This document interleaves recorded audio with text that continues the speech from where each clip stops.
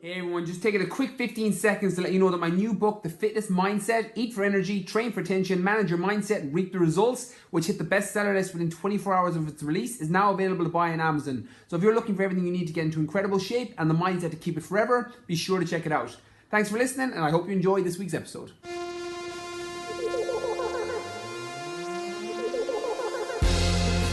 Welcome to Keane Fitness Podcast, where we talk everything fitness, nutrition and mindset with your host Keane. Hey everybody, welcome to another episode of the Keane Fitness Podcast. We talk everything fitness, nutrition and mindset to help you with your goals. Today's episode is a Q&A, so I've pooled these questions from my Facebook page, Keane Fitness, and my Snapchat, BrianK019. So definitely head over to those platforms if you want to send in any questions, and hit me up on DM or on a comment on Instagram, Keane Fitness. All the questions that I pool for the podcast come in through my social media.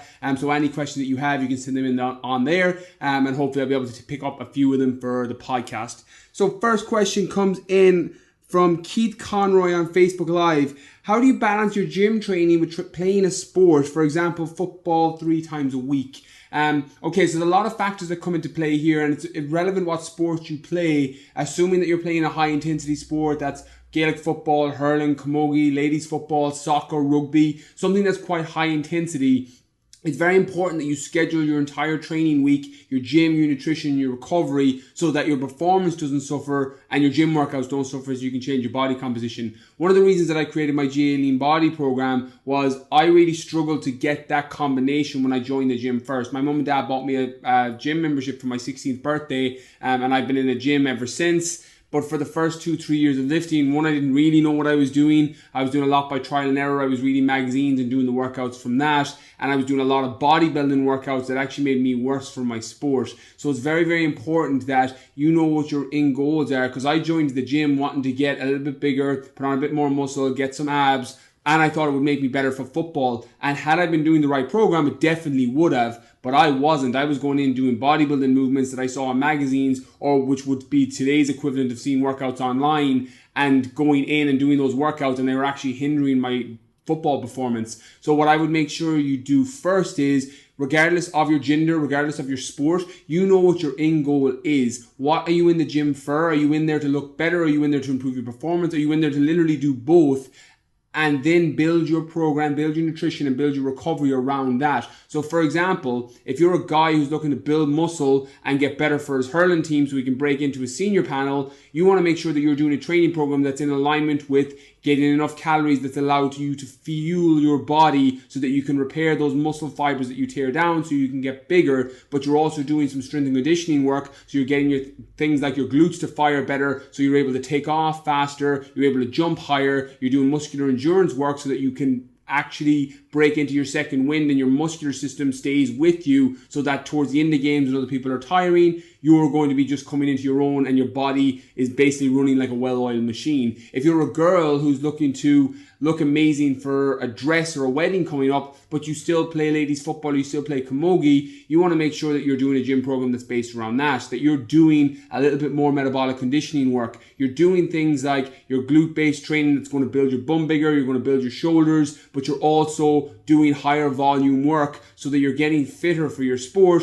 but you're also burning more calories during your workout by increasing your heart rate above 70% or more, and metabolic style conditioning where you're working for a higher volume and working for a higher heart rate can allow you to burn more calories so you can lose body fat faster. So it's very, very important that you balance that in depending on what your specific goals are. You also want to make sure that your nutrition is in alignment with that. So one of the major things that happens with people that come through my GA Lean Body program, and I'll use that program because it gives the best context for this answer. And again, this goes for different sports. It's irrelevant of your sport or your gender. But largely when people are doing their 3 times a week sport, their 2 training sessions in their game, and they're tired for the gym or their gym sessions are suffering, it's not only down to under recovery from not having your nutrition on point. So it's so important that you have a nutritional plan that's based around what you're trying to achieve. So if you want to build more muscle or get leaner, you want to make sure that you're getting enough protein. Protein is going to be one of the most the metabolic of foods that you can eat. Again, you can read different stories on the thermal effect of food, but protein has been shown to burn more calories because it takes your body more energy to break down a gram of protein than to break down a gram of carbohydrate, and they're the exact same calories per gram. They're both 4 kilocalories per gram. So for example, if you have a higher protein diet, regardless of whether you're trying to lose body fat or build muscle, it's going to support you as an athlete and support you in the gym. What you do with your fat and carbohydrates then is going to be down to your metabolism and down to your specific goals. What I do with people in my GA Lean Body program is there's a carb cycling method in there. So again, there's loads of variations of that program. So regardless of depending on your gender or your goals, the version of the program will best fit you. But everybody in that program has some version of carb cycling. It just looks completely different. If you're a guy playing football looking to build a lot of muscle, or you're a girl looking to drop a couple of dress sizes who plays camogie, you're going to be doing some form of carb cycling. It's just the numbers and the sources will be completely different. So for example, a low carb day for someone that's an ectomorph that finds it hard to build muscle, maybe eating 200 grams of carbohydrates on their low day, where somebody that's trying to lose body fat that's 60 kilos may be eating 50 grams of carbs, for example, just to give you a bit of a reference point of the numbers. So carb cycling can work very, very effectively there for increasing your recovery from workouts, making sure you're fueling up your glycogen stores, your carbohydrate stores before games, so your performance doesn't suffer, but you're also keeping your carbohydrates lower on the other days, so you're able to change your composition faster. So if you're trying to build muscle, you can slightly increase your insulin sensitivity, which means that you'll better utilize your carbs when you eat them. Or if you're trying to drop body fat, you're not going to have that excess fat getting converted back and adding to your fat stores. So that's why it works so effectively as a system and as a program. Carbohydrates don't really do anything but give your body energy. There's some vitamins and minerals, but there's no essential carbohydrate. There's essential fatty acids that you need to get from fat, essential meaning you need to get them from food or supplements, and there's essential amino acids from protein, meaning your body can't make them, you need to get them from food or supplements, but there's no essential carbohydrate. So that's why it's so important to use them around your specific goals to keep your energy levels high, to keep your metabolism up, and then factoring them into your plan. The last thing then is going to be your recovery. So in my GA Lean Body program, there's a recovery strategy that's based around dynamic and static stretches through the hips, which can allow you to release your hip flexors and can allow your glutes to fire better. A myofascial release program through your quads, through your calves, trigger point tension through your hamstrings, and different upper body work for hurlers, for example, around your traps, your upper pecs, to keep that whole region loose. So again, it's about knowing what your end goal is and then making sure your nutrition, your training, and your supplements are all geared towards that. Okay, next question comes in from John Wilson. What's your opinion on personal trainers? Okay, this one came at the back end of a rant Facebook Live that I did. Somebody sent in a Snapchat on one of my Snapchat Q&As that her personal trainer told her that she can't lose weight at home and she'd have to keep going to him if she wanted to lose weight. And it basically set me off on a rant on Snapchat, and I had to continue it on Facebook because I wanted to provide, again, a rant because it was building up within me, but also to provide that girl with value and anybody else that was in a similar position. So my thoughts on personal trainers are split. I think there's some incredible personal trainers out there. I think there's some amazing one-to-one trainers, some amazing online trainers. And I always say that the truth is, there's so many good trainers out there. It's about finding somebody who's going to be the best fit for you. For example, I have my online programs, but I may not be the best person for you. You may be more in alignment with somebody else because what they say resonates more with you. So my advice would be is to try their program. Anyone that comes through my program is normally because what I've said has resonated with them, or it's resonated with you if you have came through it, and that's why you signed up with me. But that can be true for anybody because there's loads of great programs out there. There's loads of great trainers out there. So it's a case of finding who resonates best with you and then working with them. And that's in the online sense, and that's in the one-to-one sense. However, there is the other side of it as well, that personal training has a very, very low barrier of entry. So it's very easy to get qualified as a personal trainer. And I always say, and people regularly ask me, what's the best personal training cert? And the truth is, none of them, they're all the same. All they effectively do is allow you to get insured, qualified to get insured, so that you don't get sued if something happens with your client. That's not what makes a good personal trainer. You can do a 6-week course, you can do a 12-week course, or you can do whatever it is and become a personal trainer so that you can go and get insured so that you're covered to work in a gym. So what I normally offer, and the advice I offer people that want to be personal trainers, is go with the cheapest course, get your cert, and then take your extra money and go buy yourself as many books or seminars or whatever it is that's going to educate you in your area, in your fields. So books on business, because if you can't run a business, that's the lifeblood of anything, that if you can't get your message out to people, you're not going to be able to help them in the first place. So learn more about business, learn about nutrition, what fuels the body with the people in the market that you're trying to work with, learn about training and fitness and diet and recovery and sleep, all these things that are going to help and serve your clients. So going to different seminars, reading different books, spend the extra money that you saved on a cheaper PT course to invest it back into you. So because of that low barrier of entry, nearly anybody can be a personal trainer. So I am split on it that there are amazing trainers out there, but there's also some dreadful trainers. The truth is, you're better off to go to a trainer who's 50 or 100 euro an hour, or go to them for 1 or 2 sessions, than go to somebody who's 20 euro an hour that makes a mess of your body and teaches you the wrong things. So it's very important to understand that if you're seeking a personal trainer, to do due diligence first. Talk to them, see if you get on with them, talk to clients who have worked with them, and make sure that they're not a one-size-fits-all, or even worse, the guy that was on the Snapchat that told his client that, well, you need to stay with me if you want to lose weight because you can't lose weight at home. Of course you can lose weight at home. You can do anything that you want if it fits into your lifestyle and a schedule. What annoyed me so much here was the girl said she had no money, and that was her response from her trainer. Then one of the reasons, and again, I'm not saying that my way is the right way by any stretch, but one of the reasons that I put out so much free content is for the people that can't afford to spend it on a program. You know, I don't hard sell my programs for that reason. I sell to people like me who are like, do you know what, I don't have 5 or 6 hours to go through all your content and put together the program to get it 70% right. I'm like, here, I just want the information, give it to me. It's why I do so many courses and seminars. I'm like, I can't go through your free content for 7-8 hours. I don't have the time. Here's my money, and give me the information that I need. So anyone that comes into my program are largely those people. But for anyone that is on the side where they don't have any money, they're going through college or financial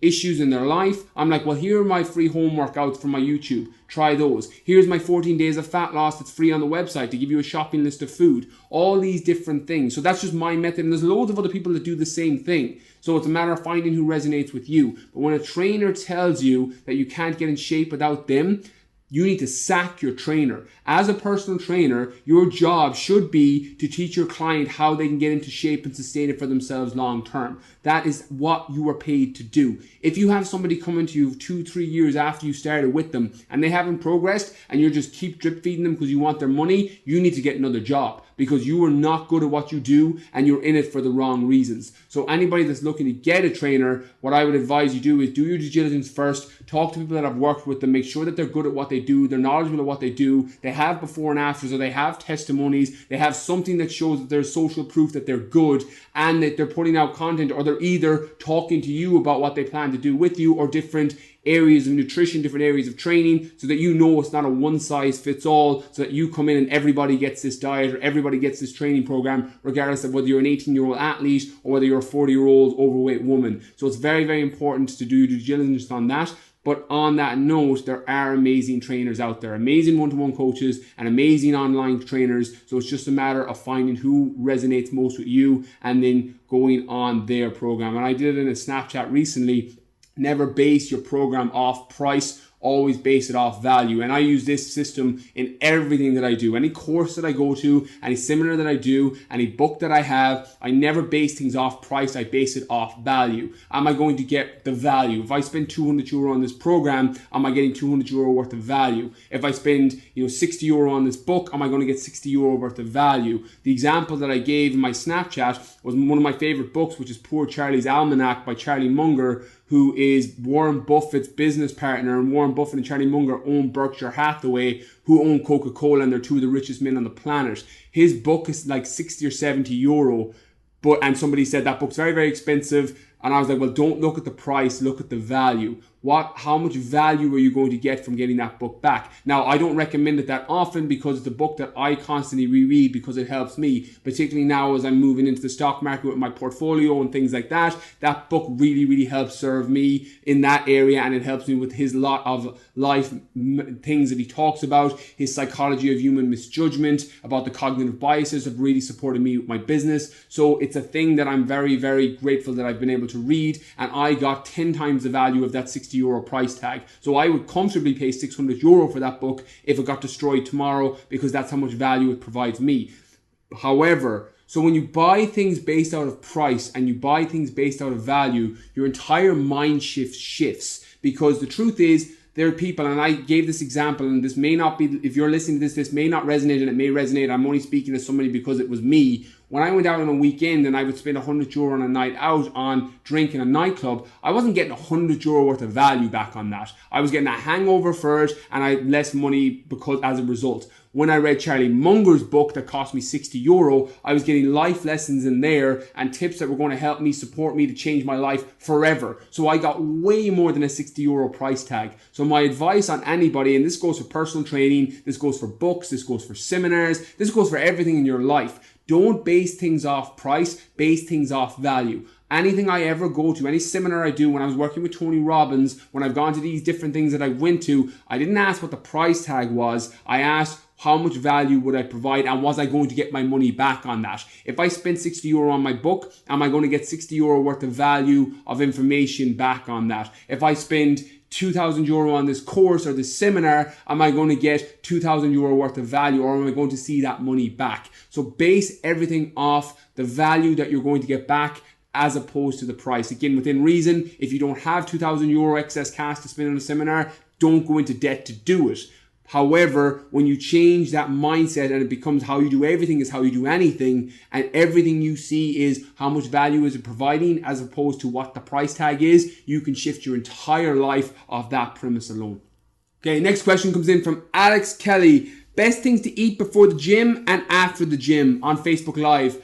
Okay, so there is no one size fits all best meal to eat before or after the gym. If you read some of the scientific reports, you're going to see that flushing your body with some form of amino acid directly after training is going to be beneficial for putting your body back into an anabolic state or into a recovery state. So that's why whey protein is so popular post-workout. Pre-workout then, again, depending on your goals, having some form of carbohydrate to increase your glycogen stores, your glucose in your body, so you're able to have a higher training output, is probably going to be the most standard science that you see. However, it's not as straightforward and simple as that, depending on each person's metabolism, depending on each person's goal, depending on each person's digestion and ability to digest carbohydrates or fats. So what I would advise is I would trial a couple of different things. People that come through my BKF online program, there is a system in there that people use for the before and after meals, and then we tweak it, working with my coach Emma, and then we tweak it depending on what works best in each person's metabolism. But there's a couple of things you can try now.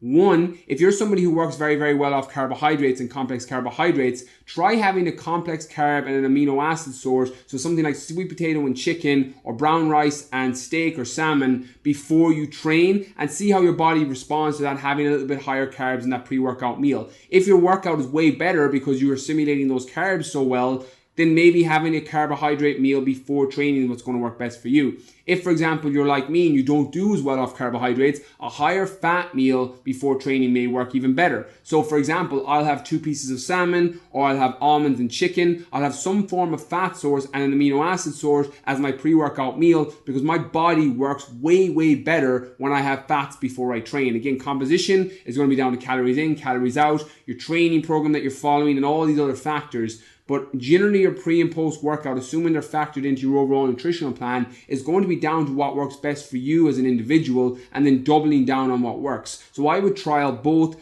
pre-workout and see what works best for your body. Again, the best nutritional strategy and the best thing you can do before training is going to be what fits into your lifestyle and schedule. If you're going straight from work and you can't sit down and have a meal before training, that's where supplements come in great, where you can add a whey protein in there and maybe some MCT oil or caprylic acid, some form of medium chain triglyceride, any short chain fatty acid that will give you instant energy without a blood sugar release may work really well as your pre-workout if you're on the go.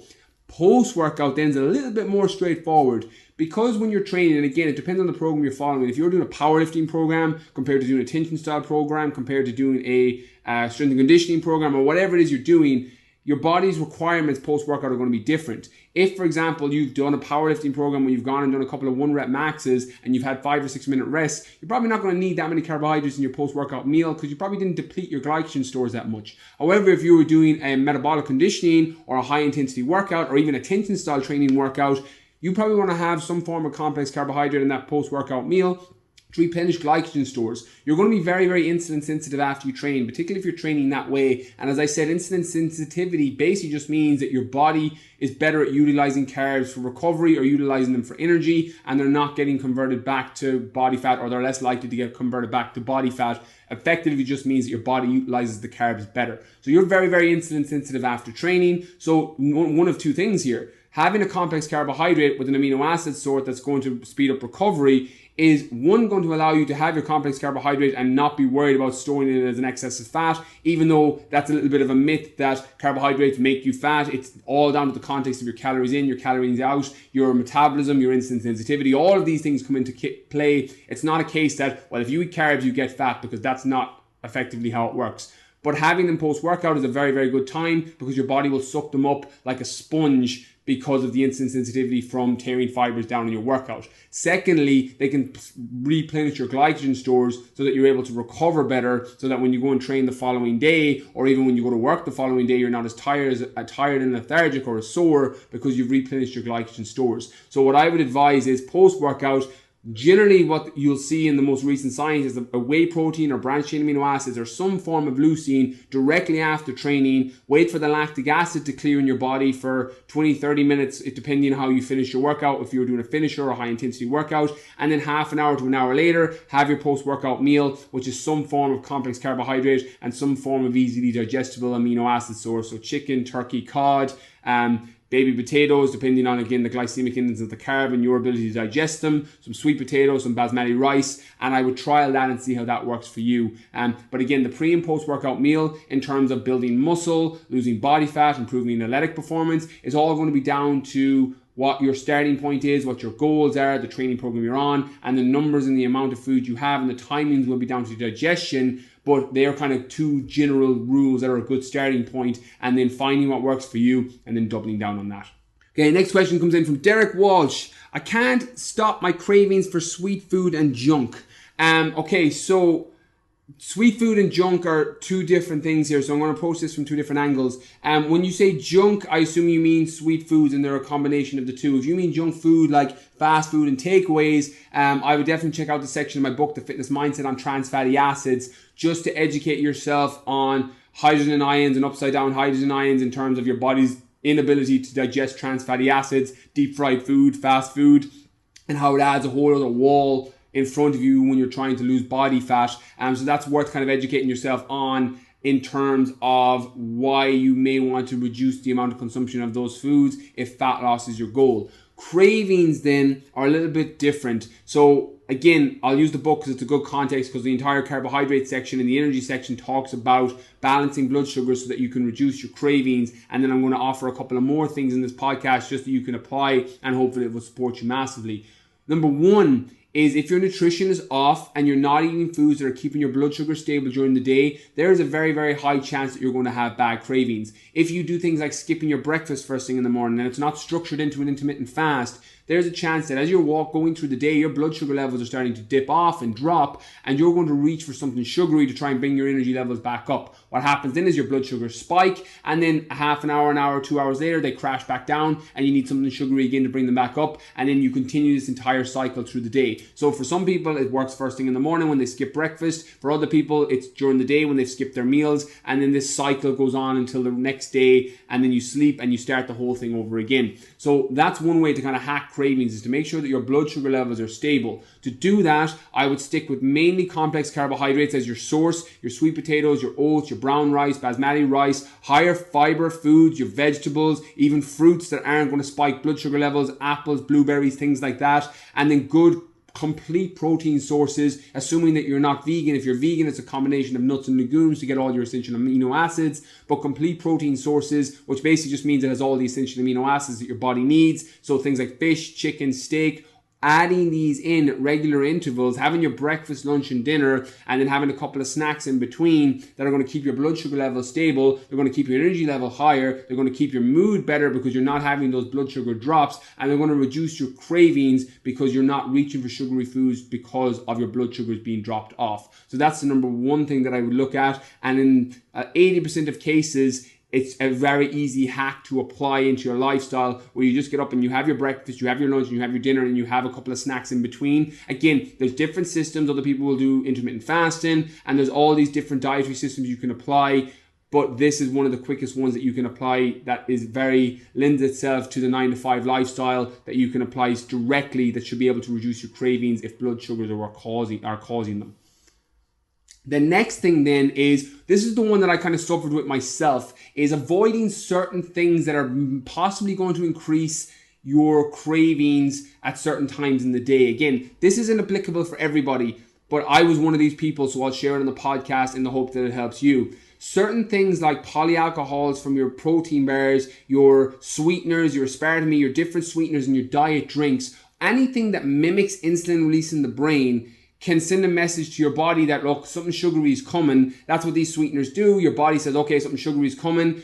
Pancreas releases insulin, and then it sends this negative feedback loop so that you're out of whack for the rest of the day, and you end up craving something really badly later that day or later that night. So this doesn't affect everybody, and some people are very, very strong with it, and some people will get very, very lean and do incredibly well with their different diet drinks and their different protein bars and their different polyalcohols and sweeteners that they use, and they won't have the same negative effect.